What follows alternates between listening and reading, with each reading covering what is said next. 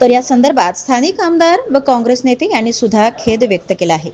नवेगाव नागझिरा अभयारण्यात पर्यटन वाढीसाठी अधिकाऱ्यांना या आधी देखील सूचना दिल्या आहेत। तर राज्यात चालणारे सरकार पंगू असून सरकारमधील बसणारे अधिकारी कुरण चारा खात आहे, त्यामुळे याकडे दुर्लक्ष होत असल्याचं सांगितलं आहे।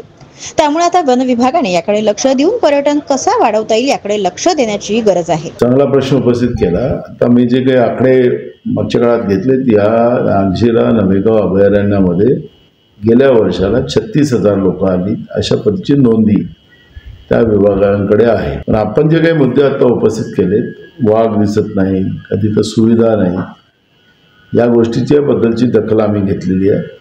तिथं फॉरेस्ट पर्यटन, त्याला लागणाऱ्या सुविधा त्या करायचा एक प्लॅन आम्ही केलेला आहे। त्याला वन्यजीव विभागाचे जे PCC आहेत त्यांना आम्ही या सगळ्या सूचना दिल्यात। मंत्र्यांना पण आम्ही पत्र पाठवलं आणि त्यांनी आम्हाला आश्वासन दिलेलं आहे की आम्ही नागझिरा नवेगाव अभयारण्याला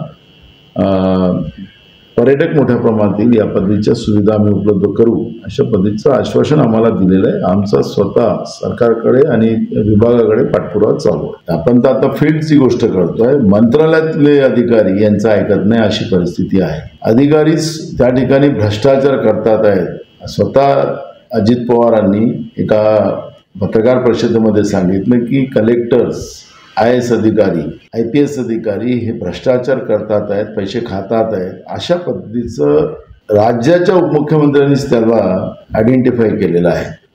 म्हणजे हे किती लाचार सरकार आहे की यांच्या मंत्रालयात बसलेले अधिकारी भ्रष्टाचार करतात, राज्यात बसलेले अधिकारी भ्रष्टाचार करतात आणि हे सरकार काहीच करू शकत नाही। तर एवढी निंदू सरकार, अपंग सरकार या महाराष्ट्रामध्ये कधी नव्हे आपण पाहिलेली आहे। त्यामुळे तुमचं जे म्हणणं आहे की अधिकारीच लक्ष देत नाही, तर त्याचं कारणच आहे की अपंग सरकार या महाराष्ट्रात आलेली आहे, 3 तोंड 3 बाजूला आहे आणि त्याचा परिणाम महाराष्ट्रातली जनता भोगते आहे।